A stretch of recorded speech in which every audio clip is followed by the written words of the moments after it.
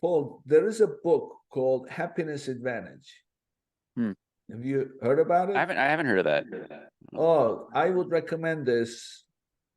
Read it. It's a small book, but let me tell you the story of the book. The writer was is a Princeton graduate. So he was born and raised in Waco, Texas, and he gets into Princeton. Like the whole town is like he's the pride of whole town. A small little place like Waco, Texas, and the guy gets into Princeton. He's over the moon. He's so happy. His major is psychology. So his first day in Princeton, he gets a scholarship because they're the poor, they're not wealthy. He gets a scholarship, and his first day in Princeton, he's meeting all these kids. And as you can imagine, kids from wealthy families. They are now Princeton students. They don't have a worry in the world, categorically speaking, shouldn't. He realizes everybody's depressed. And it becomes a curious situation. How is it that people who have everything and they are in Princeton and they're depressed? So he graduates and stays on campus. So in fact, he's a very funny guy by the name of Shawn Achor, Shawn, Shawn Achor, Achor, Shawn Achor. So he says that he's the longest ever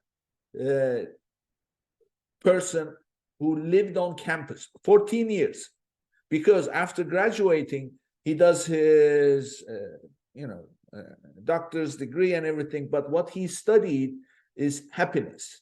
What causes happiness? Now, there is this new study, 75-year-old study that lasted 75 years from Harvard, I think. They did the study, but he also he interviewed like 2,000 kids and followed them.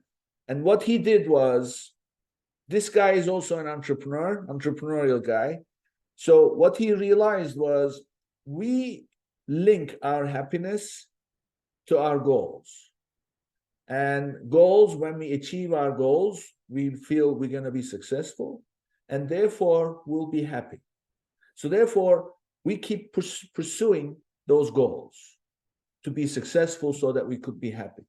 However, the human psychology is, once you achieve a goal, by that time, you've already set another goal. And this goal you've just achieved is no longer that important. And now you are linked to your next goal. So therefore, you never see yourself successful. I've achieved a success, yes, no. So therefore, you're never happy. So you go through your life to be happy in a miserable, depressed way.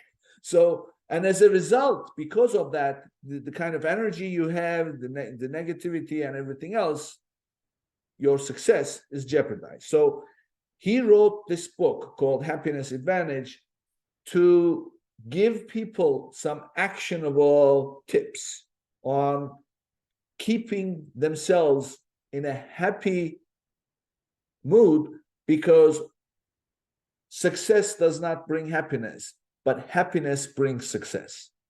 And the way he opens the book is, if you go way back to the times when people thought the world was flat and the world was in the center of the universe and the whole universe revolved around the earth, until Copernicus came along. When he discovered the telescope, he actually proved the opposite. He said, no, we revolve around the sun. He says, success is like that. The happiness is the sun in the center, that you have to be in that mode. And then success and everything else will come to you. And the happier you are, the successful you get. And depending on how you define. So that's his premise. That's how he opens the book. And he provides some actionable things. And in fact, I turned them into metrics, believe it or not. And then I will track every day how I was doing. And that would keep you in this happy mode.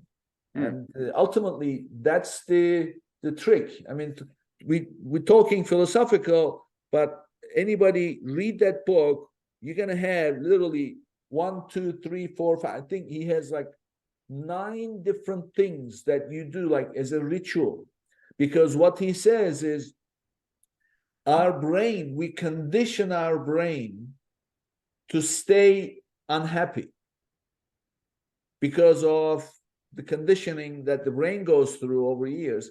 So you just have to reverse that process and then put yourself in that happy mode. So that's his That's really take. interesting.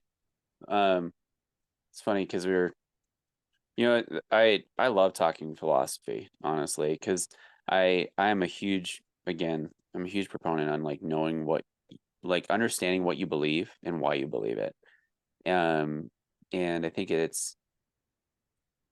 heard this quote the other day that a bigot is not someone who, um, I'm gonna butcher this, but a bigot isn't someone who is just, you think of like a bigot, somebody who's just a hateful, angry person. I think Right. you become a bigot when you cannot understand how somebody, oh no, a bigot isn't somebody who like believes something you don't, that's opposing. A bigot is someone who you become a bigot when you cannot fathom how somebody got to where they believe. And I think that understanding, like, we are all humans. Mhm. And generally speaking, we all do things that we believe are rational to ourselves. That being said, humans are incredibly irrational. We make amazingly irrational decisions all the Mhm. time, and then we back them up with logic. But we're incredibly emotionally driven, which I guess we're going to segue into creator marketing, influencer marketing. The way that I look at creators, influence in general, it's like the psychology of irrationality and herd mentality